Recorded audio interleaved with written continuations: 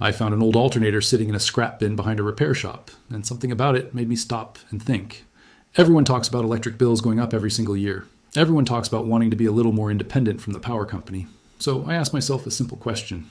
Could this cheap, forgotten piece of junk actually be turned into something useful? Could a part that most people would throw away actually help power something small in a home? That question is what sent me down this whole project. Not a promise of free electricity forever, but a real honest test of what an old motor can and cannot do. Before we get into the build, if you like this kind of hands-on thinking mixed with plain economic sense, go ahead and hit subscribe now, because this channel is all about breaking down real costs, real tools, and real value in simple terms. No hype, no magic tricks, just honest experiments and honest math. Now let's get into the actual project. The alternator I picked up was the same kind you would find under the hood of almost any car. It was pulled from a vehicle that had been sitting in a junkyard for years, and the shop was practically giving it away. I paid a small amount for it, less than the cost of a fast food meal, and that price is part of why this whole idea is interesting from an economic point of view. An alternator like this is designed to do one job in a car. It spins because the engine spins it, and in return, it produces electricity that charges the battery and powers the electrical systems while the car is running. So the core idea is simple. If you can spin it by some other means, it should still produce some amount of electrical output. The real question is how much and whether that output is actually useful for anything in real life. Before touching any wires, I laid the alternator out on a workbench and looked it over carefully. I checked the pulley to make sure it still spun freely. I checked the wiring harness to see what connections were already there and which ones had been cut or removed by whoever pulled it from the car. Safety was the first thing on my mind, because alternators involve moving parts, and once you add any kind of power source to spin them, fingers and loose clothing need to stay far away. I made sure the area was clear, that nothing loose could get caught in the pulley, and that I had a stable table to work on instead of trying to balance anything by hand. The tools for this kind of project are honestly pretty basic. A socket set to remove and adjust mounting brackets, some basic wire strippers and connectors, a multimeter, which is probably the single most important tool here, because that is what tells you the truth about what is actually happening electrically, instead of just guessing, and some kind of drive, motor, or method to spin the alternator's pulley, since it needs mechanical motion to produce any electricity at all. This is where the real economic thinking starts to come in. An alternator does not create energy from nothing. It only converts motion into electricity. So whatever spins, it has to come from somewhere, whether that is a small motor, a hand crank, a bicycle setup, or something else entirely. That single fact is going to matter a lot later in this build, because it shapes what this project can realistically be used for. My first step was simply mounting the alternator securely to a solid base, so it would not shift or wobble once it started spinning under any kind of load. I used basic brackets and bolts, nothing fancy, just enough to keep everything steady and safe. After that, I turned my attention to the internal wiring. Alternators usually have a few key wires, including ones for the main output, one that often relates to the internal regulator, and sometimes a smaller sensing wire. I traced each wire carefully, comparing what I found to some general reference diagrams for this type of unit, just to understand what each one was likely doing. I want to be honest here. I did not have a perfect factory diagram for this exact model, so a lot of this was patient testing rather than blind guessing. That is part of real hands-on work, and I think it is more honest to show that than to pretend everything lines up perfectly on the first try. Once I had a rough idea of the wiring layout, I connected the multimeter to the main output terminals, just to get a baseline reading with the alternator, sitting completely still. At rest, there was nothing, which makes sense since nothing was spinning yet. That baseline matters though, because it gives you a clear starting point before any motion is introduced. From an economic standpoint, this is where a lot of DIY energy projects either become genuinely useful or turn into an expensive lesson. The cost of the alternator itself was small, but the cost of a reliable way to spin it consistently, safely, and efficiently is a completely different question, and that cost can add up quickly depending on what you use. A cheap electric drill spinning it for a few seconds is one thing.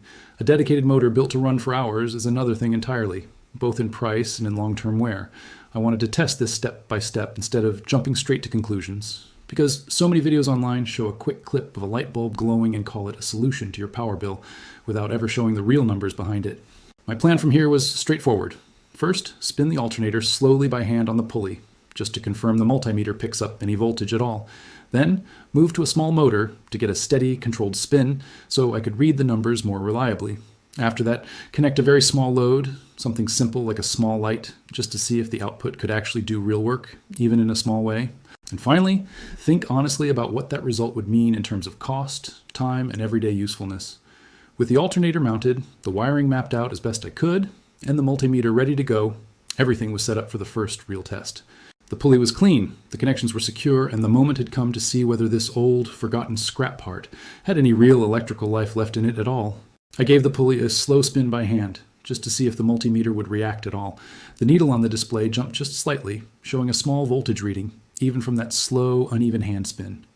That alone told me something important, which is that the internal magnets and windings were still in working condition, even after years of sitting unused in a junkyard. It was not a big number, and it was not steady, but it was real, and that mattered more than I expected it to. Seeing that first tiny reaction gave me a strange sense of relief, because it meant this was not going to be a story about a completely dead part. Next, I moved to a small motor to spin the pulley at a steady, consistent speed, instead of relying on my hand.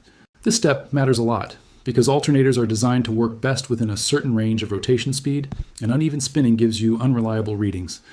Once the small motor was connected through a simple belt setup to the alternator's pulley, I turned it on and let it settle into a steady rhythm. The multimeter reading rose compared to the hand spin test, which made sense, since the rotation was faster and much more consistent. Still, I want to be honest about the numbers here instead of throwing out anything overly precise. The output was enough to register clearly on the meter and enough to suggest real electrical activity, but it was not some dramatic, house-powering surge of energy. It was closer to a modest trickle of power, the kind you could imagine trickle charging a small battery or running a very small load, rather than anything close to a full household circuit.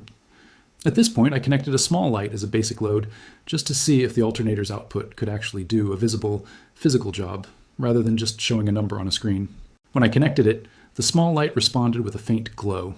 It was not bright, and it flickered slightly as the motor's speed varied even a little bit, but it lit up, and that visible reaction is what really shows the difference between electricity existing in theory and electricity actually doing something in the real world. There is a kind of quiet excitement in watching something like that work, even in a small way, especially when you remember this whole setup started as a piece of junk that most people would have thrown in the trash without a second thought. At the same time, I want to slow down here and think about this like an economist would, not like a hype video would. The alternator cost very little.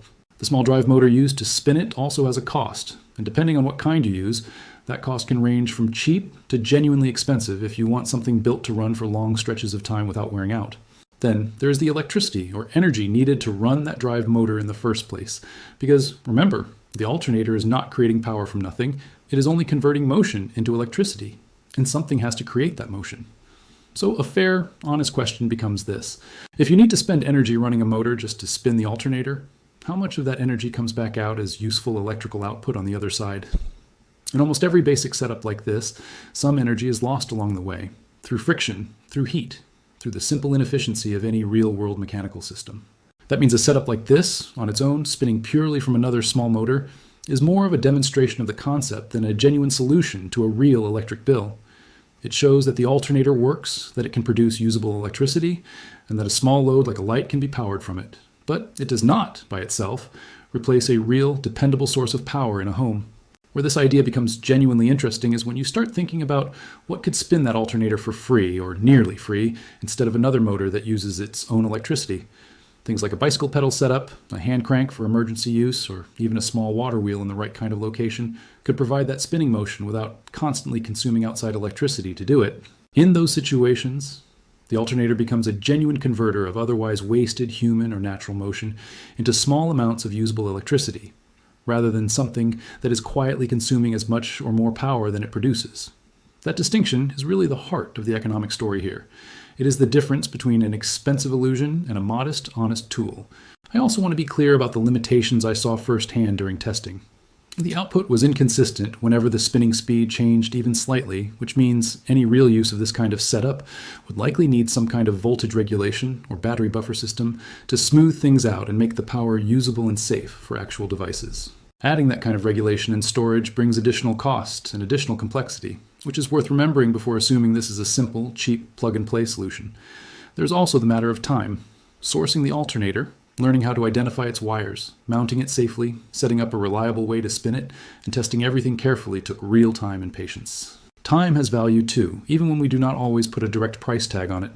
Someone who values their time highly might find that the actual dollars saved from a project like this, especially early on, are small compared to the hours invested in getting it working safely and reliably.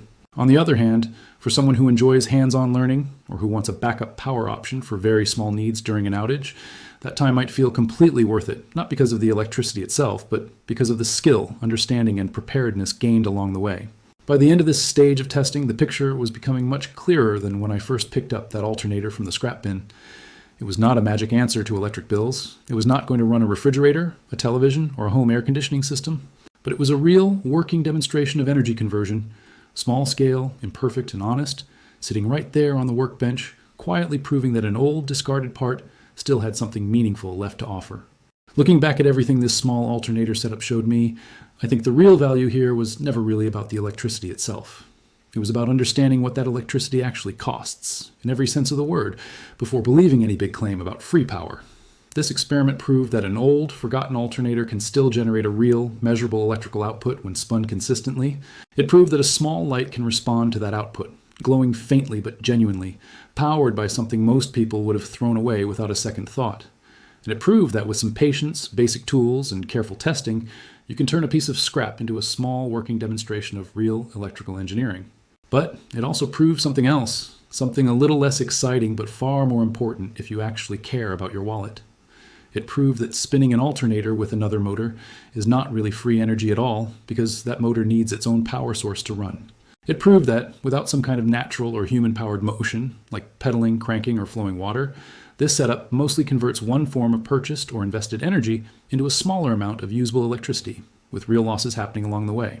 And it proved that turning this into something dependable enough to actually offset a real electric bill would require voltage regulation, energy storage, and a consistent, low-cost way to keep that pulley spinning for long stretches of time.